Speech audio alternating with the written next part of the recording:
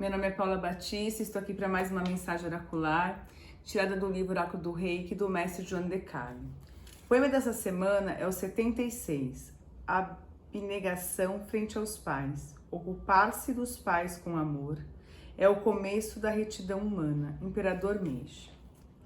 A mensagem orienta que o consulente nutra sempre gratidão aos seus pais, seres aos quais todos somos eternamente devedores. Eles fazem parte de nós. Aqueles que nos deram tanto de si precisam de nós exatamente quando amadurecem e eles envelhecem. Nesse momento é o nosso papel ajudá-los a viver e a enfrentar a velhice. Mantermos-nos presentes, demonstrar carinho, companheirismo, gratidão, amá-los incondicionalmente e respeitá-los até o fim de seus dias, independente de erros e acertos. Devemos sempre separar e priorizar um tempo para destinar a eles. Não é possível ser uma pessoa confiável, com integridade de caráter, de conduta reta, honrada, ética, justa e pura, de espírito, se abandona os pais no esquecimento. Se não nos recordarmos dos nossos pais, esquecemos quem somos. Devemos seguir o nosso caminho, mas sempre lembrando das nossas origens. O respeito aos pais demonstra-se na sincera reverência quando se fala com eles e deles. O mestre Mikao Usui seguramente selecionou este poema em respeito ao princípio do Reiki. Só por hoje expresse sua gratidão. O mestre Usui certamente também associou a relação dos filhos com seus pais, que lhes deram a vida, ao discípulo para o seu mestre de Reiki. Nossas raízes são muito importantes. Reflita sobre a citação bíblica. Honra o teu pai e tua mãe. Êxodo 20:12. Bom, esse tema, eu gosto muito de falar, né? Porque eu sou muito grata, né, por estar chegando aí aos 50 anos com os meus pais vivos. Eu tenho uma gratidão muito grande aos meus pais, porque eu acredito que grande parte do que eu sou hoje, né, eu devo aos exemplos, à boa conduta, à forma que eu fui criada, né? E então, assim, eu vejo hoje, né, assim, conforme a gente vai amadurecendo, a gente vai cada vez mais valorizando os nossos pais. Então eu sou grata pela oportunidade, né, de conseguir, né, conviver tanto tempo com os meus pais, né, e chegar ao ponto de enxergar isso com tanta clareza, né, a importância que eles têm na minha vida. E até na semana passada eu falei, né, sobre quando eu estava para ter meu filho, que eu ficava pensando assim, nossa, como que eu vou criar meu filho nesse mundo?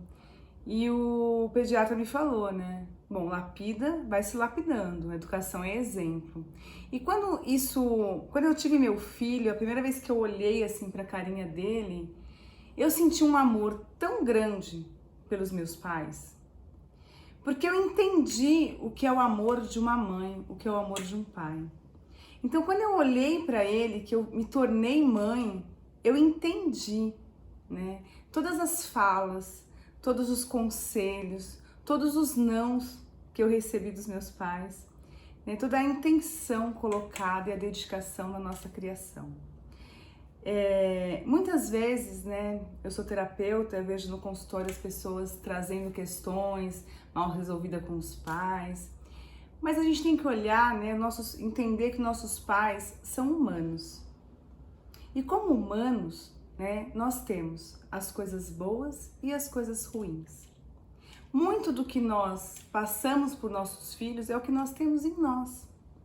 Então, às vezes a gente cobra dos nossos pais uma postura ideal, uma criação ideal, a conduta que nós achamos que eles deveriam ter.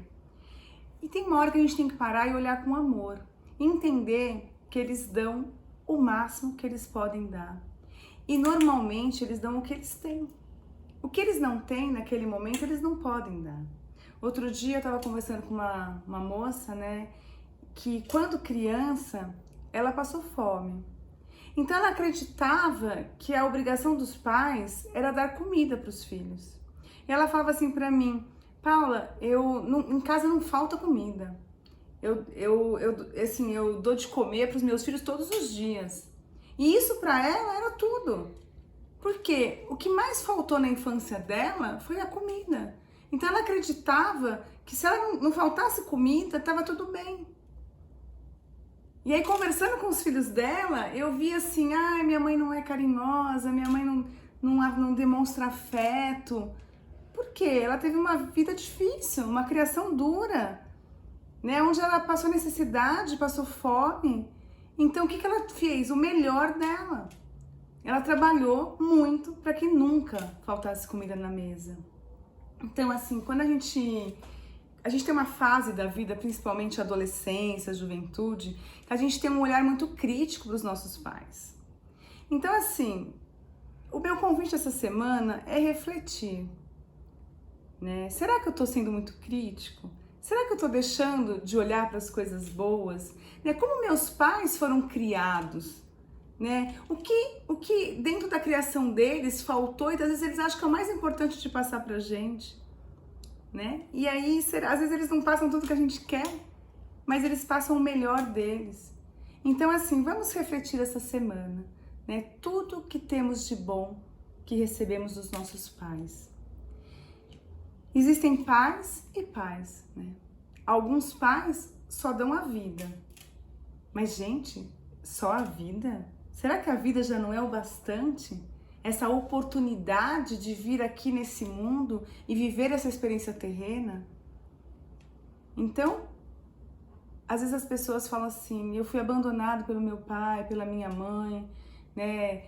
Colocou no mundo, não teve a capacidade de criar. Mas espera aí, te colocaram no mundo. E a partir do momento que a gente está no mundo, a gente está cheio de oportunidade. Então vamos fazer uma reflexão. Primeiro, olhar para os nossos pais com amor e compreender que eles nos passaram o melhor deles. Pode ter faltado alguma coisa dentro do que a gente acha que seria o ideal? Tudo bem. Vamos agradecer pelo que nós recebemos. E por outro lado, se temos filhos, vamos fazer as nossas reflexões, né? E vamos passar o nosso melhor para os nossos filhos.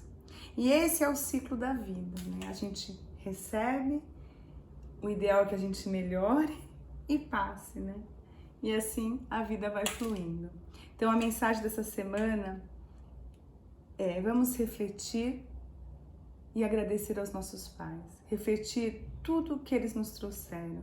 E quem tem a oportunidade de conviver ainda com seus pais, aproveite cada minuto, cada instante, e aproveite principalmente toda a sabedoria acumulada ao longo de uma vida, né? Meu pai tem 83 anos, minha mãe tem 80 anos, e eu olho para eles têm tanta sabedoria, e eu sou muito grata por nesse momento ter condições de aproveitá-los ao máximo.